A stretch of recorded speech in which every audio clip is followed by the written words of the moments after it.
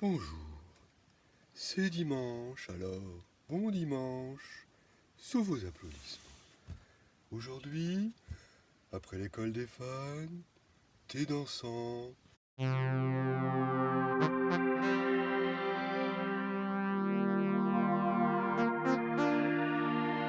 émission donc sur les vampires aujourd'hui, une littérature, en tout cas vampiresque. Pour commencer, je voulais vous montrer ce petit volume de Dracula, écrit en 1871 par Bram Stoker et édité dans les années 80 par Marabout, avec une superbe pochette représentant une loche géante sur une femme verte vampire, du meilleur effet. C'est ainsi que j'ai lu pour la première fois ce roman épistolaire que j'ai beaucoup aimé. Donc forcément, Vampire, Dracula, très belle édition. Bon, il y en a eu des plus belles, mais quand on est nostalgique. Dracula encore, oui, Dracula. En bande dessinée par un dessinateur espagnol du nom de Fernando Fernandez. Très très belle œuvre, tout à l'aquarelle, bien sûr. Je vous le montre parce que c'est vraiment splendide. Très très fidèle au roman de Bram Stoker, avec des beaux vampires, des belles vampires, des effets bien gore. On est vraiment dans la fidélité. Un très beau livre avec des côtés très très romantiques, très romancés, qui m'ont fait un peu penser finalement à les feux de l'amour. Parce que vraiment là on est dans le romantisme, quoi, n'est-ce pas? Splendide. Très très beau livre que j'aime beaucoup. Autre vampire célèbre, en tout cas chez moi, c'est Rudiger. Rudiger von Dancreuse pour les Français. Voici donc le petit vampire de Angela Sommer Bodenbourg, excusez-moi, écrivaine allemande qui a été publiée en France chez la Bibliothèque Rose. Moi j'ai découvert ça quand j'étais étudiant à la fac parce que j'ai eu une espèce de crise de nostalgie où j'ai relu tous mes Placide et Museau et donc j'ai feuilleté quelques Bibliothèques Roses dans les magasins de livres et je suis tombé sur ça. J'ai adoré tout de suite cette petite illustration. Et ça nous raconte l'histoire d'un petit vampire qui s'appelle Rudiger, qui se lie d'amitié avec un petit vivant, Anton, et qui l'invite dans son caveau et qui lui présente sa famille. La petite sœur, qui ne boit que du lait encore, elle se nomme Adna et tombe un petit peu amoureuse de Anton. Donc c'est très mignon, il y a eu beaucoup de tomes. Par exemple, vous avez le petit vampire déménage avec cette illustration encore très sympa. J'ai toujours aimé ce genre de vue sur une ville la nuit, parce qu'une ville la nuit c'est quand même beau, et puis les chauves-souris, voilà. Très sympa, il y a plusieurs tomes, je vous le conseille, même si c'est un peu difficile à trouver. Il y a eu aussi des films et une série qui ont été inspirés par cette série de petits romans jeunesse de Angela Sommer Bodenbourg. Autre vampire, une vampirette cette fois, la chère Zara Pabst. Là on est dans un autre univers. Bande dessinée italienne, éditée en France chez Elvie France.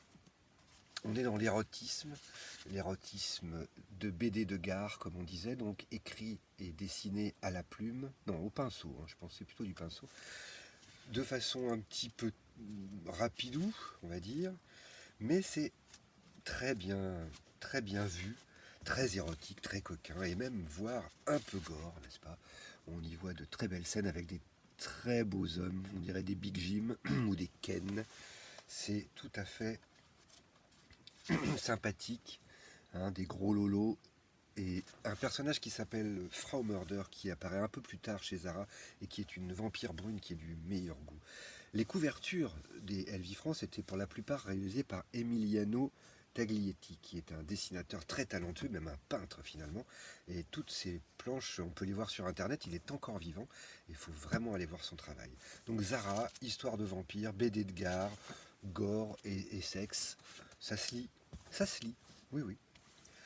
Les vampires de Jean-Paul Bourg. Alors l'auteur est un petit peu sulfureux, un petit peu polémique depuis les années 70, où il a fait de la radio, il a écrit des livres sur l'occulte, et là son petit bouquin sur les vampires nous explique un petit peu les origines des vampires dans la culture mondiale, puisque en fait on va retrouver des traces tout à fait comme à la Renaissance, comme au Moyen-Âge, et même dans l'Égypte ancienne, puisqu'on peut dire que le sphinx était peut-être même un vampire qui était avide de sang, dans la culture asiatique aussi. Donc ce livre est assez intéressant parce qu'il va aussi bien parler de la comtesse Bathory que de légendes plus actuelles sur des vampires ou sur des mangeurs, sur des ogres. Enfin voilà, il fait un espèce d'amalgame et c'est intéressant de voir d'où a pu naître finalement cette légende des vampires. Autre bande dessinée des années 70-80, Neil Adams, Pleine Lune. Donc là nous avons un espèce de crossover que nous a fait Neil Adams entre toutes les créatures monstrueuses universales, donc c'est-à-dire le monstre de Frankenstein, Dracula et le loup-garou. J'aime beaucoup cette bande dessinée justement parce que tout y est bien mélangé. C'est très sympa. Les couleurs sont un peu dégueu, mais c'est un peu normal, c'est ce qui se faisait à l'époque.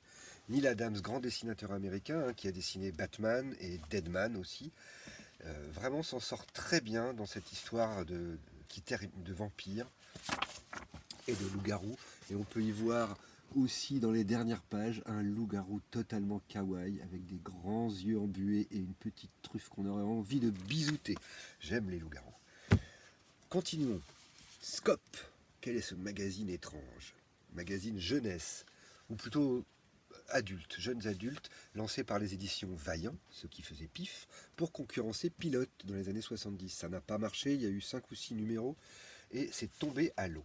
Mais, dans les pages de ce petit magazine, un petit peu zone Z, il y avait Bloody Mary, des strips dessinés par un dessinateur italien, Peroni, dont on n'oublie pas ce nom, parce que c'est aussi le nom d'une bière italienne. Et voici Bloody Mary, donc, avec tous les personnages qui l'entourent, un loup-garou, un fantôme, Spooky, Wolf, le loup-garou, Frankie, la créature de Frankenstein complexée sexuelle, le Skull, une tête de mort volante avec un haut de forme que j'adore. Voilà, donc là on est dans des strips très sympas, donc univers vampire, vampire loup-garou, et avec une forte influence d'ailleurs quand on regarde cette très belle Bloody Mary, elle vous fait penser à qui? Eh bien, c'est ça, exactement, tu as raison. C'est bien Morticia Adams qui a inspiré la très jolie Bloody Mary.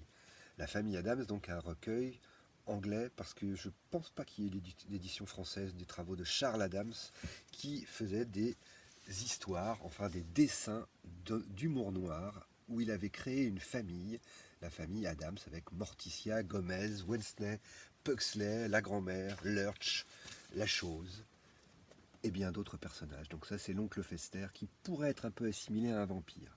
Bien entendu, vous connaissez forcément la famille Adams pour la série des années 60, formidable série, même en VF d'ailleurs, hein, elle est très très bien en VF, merci Gérard Hernandez, et bien sûr les films formidables de Barry Sonnenfeld. Donc, il faut les voir et il faut surtout lire les histoires, les dessins de Monsieur Chas Adams, Charles Adams. Très très beau livre, merci Luc. Ensuite, je voulais vous parler d'un auteur italien qui s'appelle Bonvi. Franco Bonvicini, exactement. Un auteur des années 70 qui avait publié des BD dans Pif Gadget, Nick Carter et des histoires de pirates aussi, et qui a publié 2 uniques numéros de Maléfique, un personnage qu'il a inventé. C'est une publication française, hein, bien sûr, mais d'un dessinateur italien. Ces petits journaux nous racontent l'histoire de Maléfique, une espèce d'ombre noire, on ne sait pas d'où elle vient, on ne sait pas où il va, il est très rigolo, bien sûr il est très maladroit, il rencontre d'étranges personnages, hein, on va même trouver une rencontre improbable avec le Führer, vous comprendrez pourquoi par la suite. Le dessin de Bonvi est très dynamique, très caricatural et parfaitement réussi pour tout ce qui est ambiance gothique. Par exemple, là, vous avez, quand il va rencontrer Cradula, et là, ce château, avec ses chauves-souris et cette pleine lune, c'est vraiment la quintessence du château hanté maléfique. Formidable. Donc nous avons un joli Dracula, que que nous retrouvons là face à un maléfique un petit peu perturbé. D'ailleurs, il essaye de le mordre, mais il est tellement pourri ce maléfique que même Dracula s'étouffe. Bonvie, donc, qui nous a quittés en 95 suite à un accident de voiture, était un de mes dessinateurs préférés quand j'étais gamin. Non seulement parce que Maléfique m'a même vraiment inspiré, hein, je courais même dans les rues en reprenant cette dégaine.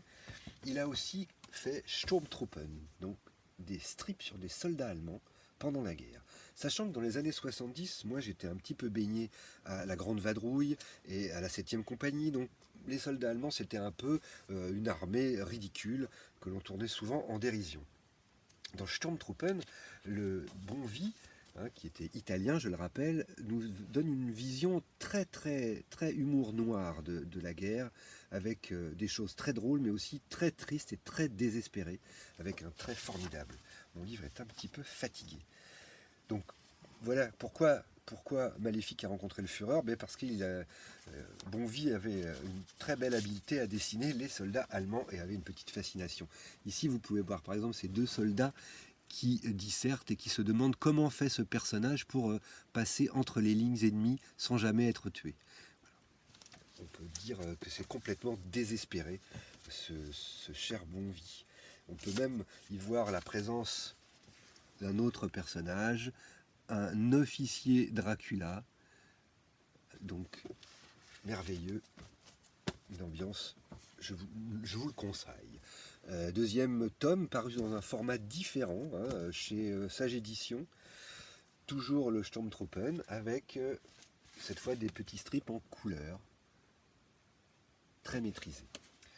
Et bien entendu, pour terminer sur Bonvie, je voudrais vous montrer Après la bombe, un autre album, hein, paru chez Jacques Glénat, n'est-ce pas, qui est devenu assez célèbre depuis. Après la bombe, donc une bande dessinée très humour noir, horrible, sur une vie après l'apocalypse. Donc on peut y voir des gens qui ont du mal à se nourrir. Donc par exemple là, le personnage tue un rat à côté d'un squelette. Et quand il se fait cuire le squelette, eh bien tous les autres rats arrivent. Et il se retrouve dans le même état que son comparse. J'adore le style, j'adore ce style désespéré, noir et blanc avec des trames. Là nous avons effectivement le jardin d'enfants qui est ouvert, parce que même après l'apocalypse, on a besoin de faire garder nos enfants, mais dès que les enfants sont tous arrivés, ils se transforment en restaurant. Voilà. C'est un petit peu génialissime. Donc merci Bonvie pour toutes ces superbes histoires d'humour noir dessinées avec brio. Voilà, donc je vous remercie d'avoir suivi cette émission et je vous fais des bisous. À bientôt.